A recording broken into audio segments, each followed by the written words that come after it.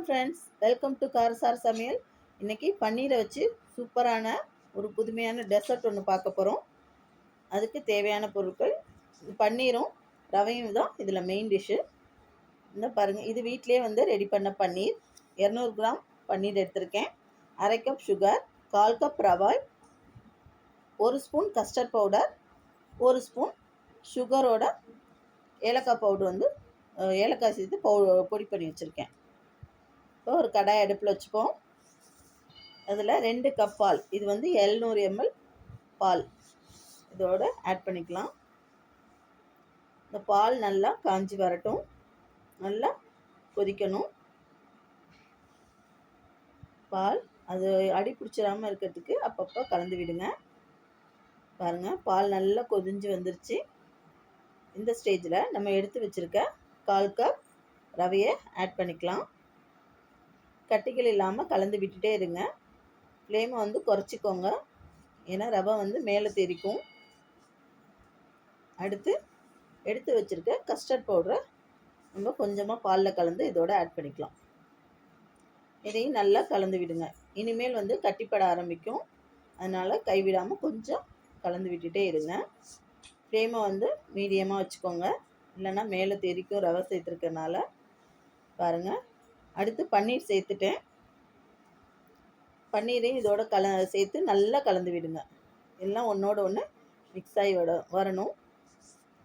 பன்னீர் சேர்த்து நல்லா கலந்து விடுங்க. இப்போ எடுத்து வச்சுருக்க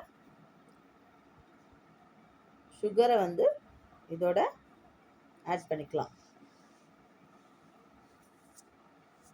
நல்லா கலந்து விடுங்க. சுகர் கரைஞ்சோன்னே பாருங்கள், கொஞ்சம் லூஸ் ஆகுது. இது நல்லா சுகரோட நல்லா மிக்ஸ் ஆகி நல்லா வெந்து வரட்டும். இந்த ஸ்டேஜில் ஏலக்காய் தூள் அதையும் இதோட ஆட் பண்ணிக்கலாம். கைவிடாமல் கொஞ்சம் கலந்து விட்டுட்டே இருங்க. ஒரு 15 மினிட்ஸில் இது ரெடி ஆகிடும். சூப்பரான டெசர்ட் ரெடி ஆகிடும். நல்லா சூப்பராக இருக்குது சாப்பிட்றதுக்கும். பாருங்கள், நல்லா சுருண்டு வர ஆரம்பிச்சிருச்சு.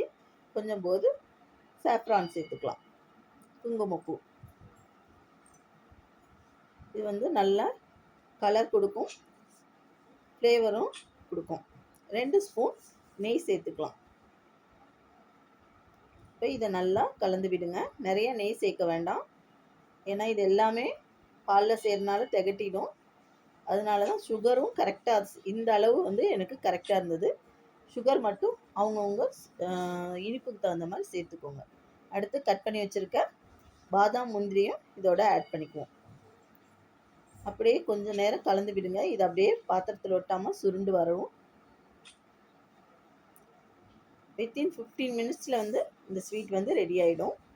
பாருங்கள், சூப்பராக ரெடி ஆகிடுச்சு. பாத்திரத்தில் ஒட்டாமல் நல்லா வந்துருச்சு. இந்த ஸ்டேஜில் ஸ்டவ் ஆஃப் பண்ணிடலாம்.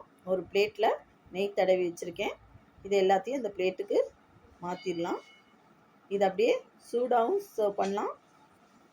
நல்லா ஃப்ரிட்ஜில் வச்சு கொஞ்சம் நேரம் கூல் பண்ணியும் சாப்பிட்லாம். எப்படி சாப்பிட்டாலும் சூப்பராக இருக்கும். இது பாருங்கள், பால்லாம் சாப்பிடாத பசங்களுக்கு இது மாதிரி செஞ்சு கொடுங்க, சூப்பராக சாப்பிடுவாங்க. கண்டிப்பாக இந்த டெசர்ட் ட்ரை பண்ணி பாருங்கள். ரொம்ப சூப்பராக இருந்தது. இதேமாரி நீங்களும் ட்ரை பண்ணி பார்த்துட்டு எப்படி இருக்குன்னு சொல்லுங்கள். இந்த வீடியோ பிடிச்சிருந்தா லைக் பண்ணுங்கள், ஷேர் பண்ணுங்கள், கமெண்ட் பண்ணுங்கள். மறக்காமல் சப்ஸ்கிரைப் பண்ணுங்கள். Thank you friends.